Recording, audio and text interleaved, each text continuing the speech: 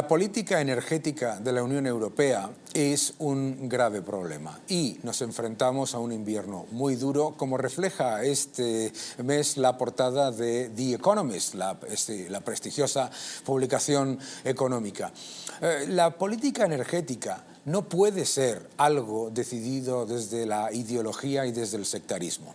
La política energética debe ser algo que tenemos en cuenta usando dos pilares fundamentales. No existe política energética si no tenemos en cuenta la competitividad y si no tenemos en cuenta la seguridad de suministro.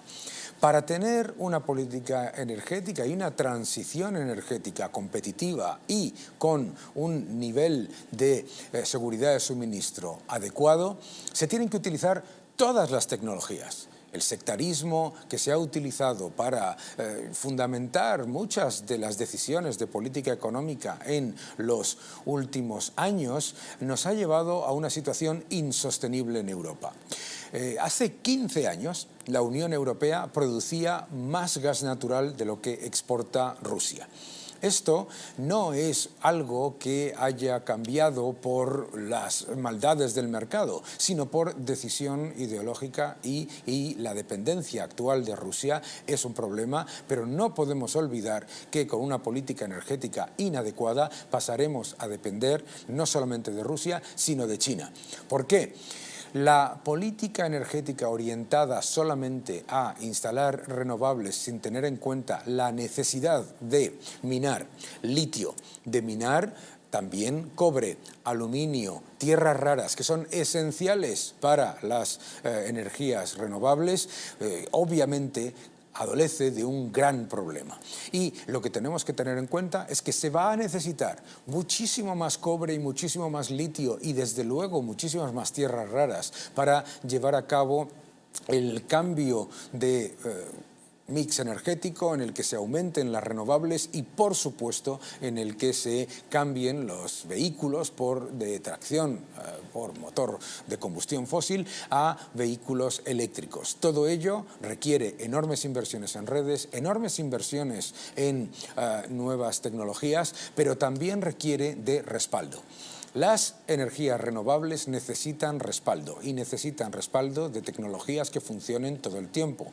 Las energías renovables funcionan alrededor de un 20% del tiempo y por lo tanto necesitan como respaldo la nuclear, la hidráulica y el gas natural. No existe transición energética si no tenemos en cuenta esos factores. Y no existe transición energética competitiva si no invertimos y permitimos que en periodos en los que hay baja eolicidad o bajo factor de carga solar se utilicen las energías que pueden mantener esa seguridad de suministro, como es la nuclear y como es la hidráulica.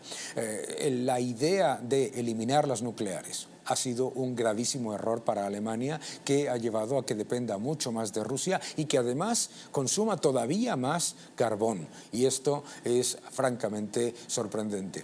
Además tenemos que entender que la política energética europea no es una política que esté reduciendo los precios. Los precios se han disparado incluso en épocas en las que los niveles de los precios de las materias primas bajaban. ¿Por qué? Porque la factura tanto de electricidad como de gas de los ciudadanos europeos está disparada por costes regulados, subvenciones y, por supuesto, en la parte que no está regulada, por otro coste y otro impuesto adicional que es el coste de las emisiones de CO2. En este gráfico que vamos a ver ahora podemos ver cuál es el coste de la electricidad para los ciudadanos ajustado por el poder adquisitivo. Y vemos cómo España tiene uno de los costes de electricidad más altos comparado con el poder adquisitivo de los ciudadanos de toda la Unión Europea. Todo ello viene no porque suba el precio del gas o porque suba el precio del petróleo, sino que ha venido por un aumento constante de los costes regulados, de los impuestos, que suman más del 60% de la factura y además no podemos olvidar que son impuestos encadenados. Por lo tanto, cuando hablamos de energía Y cuando hablamos de las oportunidades de competitividad, de atraer industria, de crear empleo, es absolutamente clave tener energía competitiva. Y energía competitiva solo puede venir por mayor competencia, mayor tecnología y diversificación de suministro. Necesitamos la nuclear, necesitamos la hidráulica, necesitamos las renovables, por supuesto, y necesitamos el gas natural. Y tenemos que entender que para desarrollar las renovables se va a necesitar muchísimo más litio y minar mucho más cobre, mucho más aluminio y muchas más tierras raras. Por lo tanto, la política de la Unión Europea tiene que pasar de ser aumentar impuestos y aumentar cargas reguladas a facilitar la inversión y permitir que se desarrollen las reservas de gas natural, que se desarrollen las reservas de minerales esenciales para las renovables, que se fortalezcan las redes y que se mejore la competencia y la tecnología desde una política orientada a facilitar la inversión y no a impedirla. Por lo tanto, yo creo que es absolutamente esencial ser conscientes de que el problema energético de la Unión Europea no es un problema de las materias primas. Ya era un problema en el año 2019 por el elevadísimo coste que hacía que las empresas europeas pagasen más del doble por la electricidad y por el gas natural que las empresas norteamericanas, y además que ha llevado a que en periodos de bajada del precio del gas natural y de bajada de las materias primas en general, lo que hemos sufrido ha sido un aumento de los costes regulados, de las subvenciones y de los impuestos. Solamente hay una política energética que sea un éxito y una transición que sea un éxito si tenemos en cuenta la competitividad, la tecnología y utilizamos todos los factores de tecnología y de industria que nos permiten maximizar el uso y la eficiencia de todas las tecnologías, impidiendo y regulando mal y haciendo una política energética hecha por ideólogos y no por personas que tienen experiencia industrial, nos lleva a un problema mucho mayor, no por este invierno, sino por los que quedan dentro de muchos años. Si ven este próximo gráfico, verán el balance de la Reserva Federal y verán cómo el balance de la Reserva Federal se ha disparado en el periodo de 2020 a 2021 y ahora tiene que reducirse. Y mucha gente dice, bueno, ¿qué pasa? Pues se tiene que reducir el balance. ¿Qué impacto tiene eso? Piénsenlo ustedes por un momento. El aumento masivo del balance de un banco central lo que significa es que el Banco Central retira del mercado bonos soberanos y activos ligados a hipotecas y con ello se amplía la liquidez en el mercado, con lo cual, al hacer mucho más caro el bono soberano, hace también mucho más caro los activos de riesgo, bonos cotizados, acciones, inmobiliario, etc. ¿Qué es lo que ocurre en ese entorno? Que cuando el Banco Central se pasa de frenada y se dispara la inflación, que es lo que ha ocurrido, y tiene que reducir el balance, los bonos soberanos empiezan a caer de precio, es decir, se pide más por comprarlos, más rentabilidad exigida. ¿Y qué es lo que ocurre? Pues que arrastra también, de la misma manera que al alza ha arrastrado las valoraciones de los activos, a la baja arrastra a los mercados y sobre todo ese proceso de disfrazar el riesgo soberano. Porque una cosa debemos tener en cuenta es que los estados reciban un cierto nivel de apoyo en cuanto a liquidez por parte del Banco Central cuando hay épocas de crisis o épocas de fuertes volatilidades, y otra cosa muy diferente es lo que ha ocurrido en los últimos años, en lo que los bancos centrales no estaban comprando activos que estaban infravalorados, como ocurrió en el año 2012-2013, antes del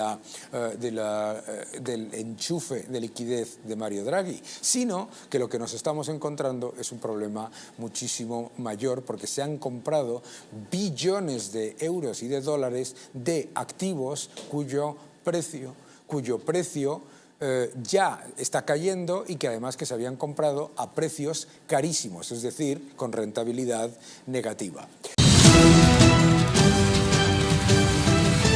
La economía global se ralentiza y es muy evidente en los índices manufactureros y también del sector servicios. La industria y el sector servicios están ya en contracción en la mayoría de las economías desarrolladas, lo que nos vuelve a recordar la ineficacia de los estímulos. Si vemos este gráfico que veis en pantalla, y lo vemos un poco más en detalle, vemos la evolución de los índices. De lo que veis en verde, en la primera parte, es los índices en expansión, más de 50, y cómo han ido pasando mes tras mes tras mes a la inmensa mayoría de las economías del mundo con esos índices en contracción, que significa que están por debajo de 50, por lo tanto, todos en rojo, de verde a rojo, es una demostración de la debilidad de las economías. Y ahora pensemos un momento lo que ha ocurrido. Porque, claro, la respuesta es, bueno, es que con una pandemia y con la guerra de Ucrania y la invasión de Ucrania generando enormes incertidumbres, eso es normal. Ojo, con un aumento de la masa monetaria como el que hemos hablado en el programa y con unos estímulos fiscales del tamaño que se han implementado, estamos hablando de países que han implementado políticas de aumento de gasto de hasta el 20% del Producto Interior Bruto en las economías desarrolladas. Estas economías deberían estar creciendo a niveles de muy por encima, al menos, de los niveles tendenciales, incluso con el efecto de la guerra de Ucrania y con el efecto de las incertidumbres de las que estamos hablando. Y es importante entender también una cosa. Las materias primas llevan corrigiendo desde junio y el empeoramiento de las economías más expuestas a las importaciones de materias primas no solamente no se ha reducido, sino que ha aumentado. Los mercados están empezando a reaccionar y están reaccionando ¿cómo? Asumiendo que los bancos centrales no van a poder normalizar la política monetaria y que la inflación va a ser persistente. Por lo tanto, eso hay que verlo y tenemos que continuar monitorizándolo y analizándolo en este programa. Pero vamos a ver qué es lo que está pasando con las monedas en este gráfico. En este segundo gráfico que os voy a mostrar es qué es lo que ha pasado con las monedas de los países de Latinoamérica. Acabamos de hablar con Vanessa de esos enormes problemas que se están generando en Latinoamérica por las políticas populistas. Fijaos lo que ocurre cuando te dedicas a imprimir, entre comillas, dinero para el pueblo, como hace Argentina, un aumento de la inflación del 80% este año y otra pérdida de poder adquisitivo del peso argentino del 37,9%. Argentina, un país que tiene más de 10 tipos de cambios oficiales, que son todos, literalmente, robar reservas a los ciudadanos. Pero lo mismo ha ocurrido con el peso colombiano, con el peso chileno y la pérdida de los últimos meses del real brasileño ante el riesgo de que las políticas populistas implementadas en Argentina o en Venezuela se eleven y se lleven a otros países. Por lo tanto, cómo se empobrece a la gente es precisamente destruyendo el poder adquisitivo de las monedas. Así que mucho cuidado con esa idea de que imprimir dinero para el pueblo, imprimir dinero es la solución a todo. El dinero, obviamente, no, que imprimir dinero no crea riqueza. Imprimir masivamente dinero lo que crea es pobreza vía inflación. Gracias por ver este vídeo. Suscríbete a mi canal, deja tus comentarios, dale un like y continúa defendiendo la libertad. Muchísimas gracias.